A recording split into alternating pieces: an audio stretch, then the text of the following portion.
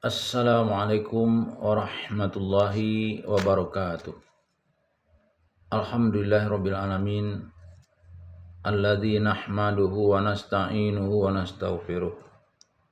Wa na'udzu billahi min syururi anfusina wa min sayyiati a'malina.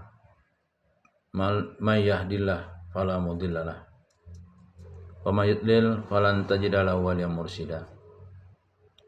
Asyhadu an la ilaha illallah wa asyhadu anna Muhammadan abduhu wa rasuluhu la nabiyya ba'd. Allahumma fassalli wa sallim ala hadzal nabiyil karim Muhammadin wa ala alihi wa ashabihi ajmain. Bapak-bapak, ibu yang berbahagia dan generasi muda yang saya sayangi, pada kesempatan berbahagia ini kita akan melanjutkan kembali membaca buku Madrasah Ramadan, cara menyambut dan mengisi bulan Ramadan agar lebih bermakna, yang disusun oleh Dr. Aid Al-Qarni.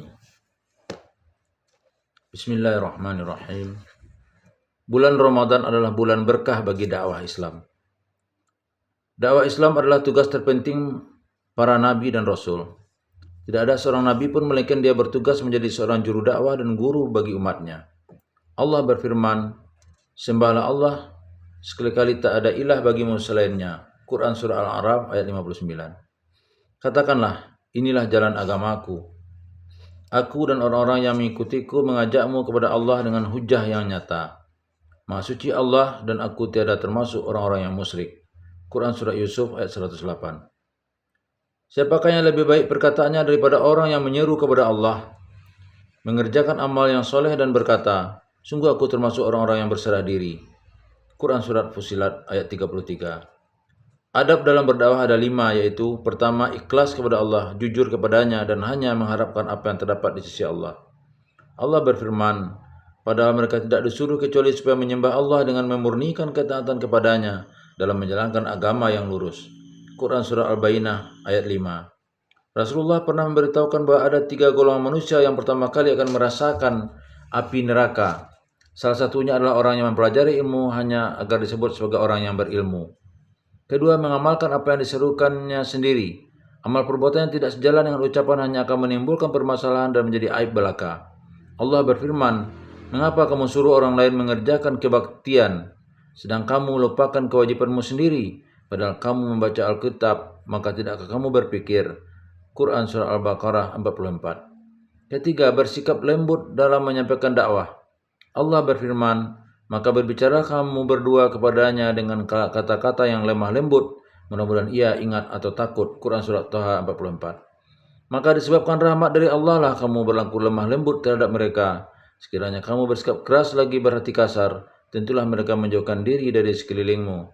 Quran Surah Ali Imran ayat 159. Rasulullah bersabda, permudahlah dan jangan dipersulit. Berikanlah kabar gembira dan janganlah berpecah belah. Hadis riwayat Bukhari Muslim. Keempat, berdakwah secara bertahap dan memulai dari yang paling penting. Sebagaimana yang dilakukan oleh Rasulullah. Rasulullah berkata kepada Muaz ketika dia diutus ke negeri Yaman, sungguh kamu akan mendatangi kaum ahli kitab. Maka hal pertama yang kamu serukan kepada mereka adalah bersaksi bahwa tiada Tuhan selain Allah dan aku adalah utusannya.